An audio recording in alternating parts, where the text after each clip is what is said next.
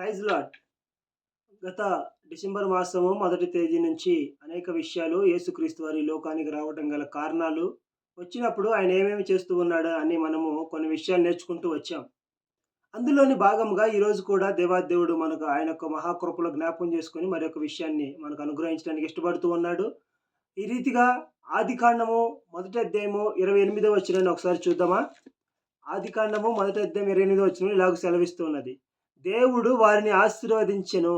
ఎట్లనగా మీరు ఫలించి అభివృద్ధి పొంది విస్తరించి భూమిని నిండించి దాన్ని లోపరుచుకొనుడి. సముద్రపు చేపలను ఆకాశ పక్షులను భూమి మీద ప్రాకు ప్రతి జీవిని ఏలుడని దేవుడు వారితో చెప్పెను.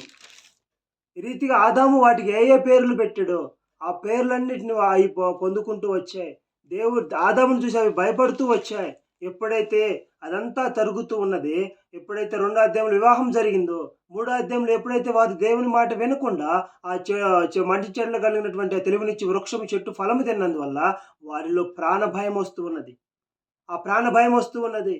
ఆ ప్రాణ భయము నుంచి విడుదల అనుగ్రహించటం కొరకు, ఆ మరణ భయము నుంచి విడుదల, ఒక వ్యక్తి పాపం ద్వారా మరణము ద్వారా అది ప్రతి వ్యక్తికి సంక్రాంతి చేస్తుంది. ఆ మరణ భయం అనేది ప్రతి వ్యక్తిలో ఉంటూ వచ్చింది. అందరూ చనిపోవడానికి ఎవ్వరు ఇష్టపడరు, వాళ్ళు ఎంత వయసు ఉన్నప్పటికి కూడా. అయితే దేవాదేవుడు ఈ లోకానికి వచ్చి ఏం చేస్తున్నాడయ్యా అంటే, ఒక మాట చూడండి, కొరింథీయులకు రాసినటువంటి పత్రిక 15వ అధ్యాయం 55వ వచనంలో ఇలాగ మాట్లాడుతూ ఉన్నాడు. ఓ మరణమా నీ విజయం ఎక్కడా? ఓ మరణమా నీ ముళ్ళెక్కడ? మరణపు ముళ్ళు పాపము, పాపమునకున్న బలము ధర్మశాస్త్రమే. అయినను మన ప్రభు అయిన యేసుక్రీస్తు మూలముగా మనకు జయము అనుగ్రహించుచున్న దేవునికి స్తోత్రము కలుగును గాక.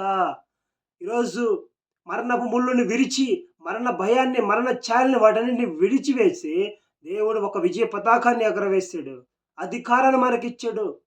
లూకా సువార్తలో అంటూ ఉన్నాడు కదా 10:19లో, నీకు పాములను తేళ్లను త్రొక్కుదువు, సాతాను యొక్క, అపవాది యొక్క బలమంతటి మీద నీకు విజయం ఇచ్చాను, అధికారం ఇచ్చాను. అవి ఎన్నడూ ఎప్పుడు నీకేమి హాని చేయనేరవు.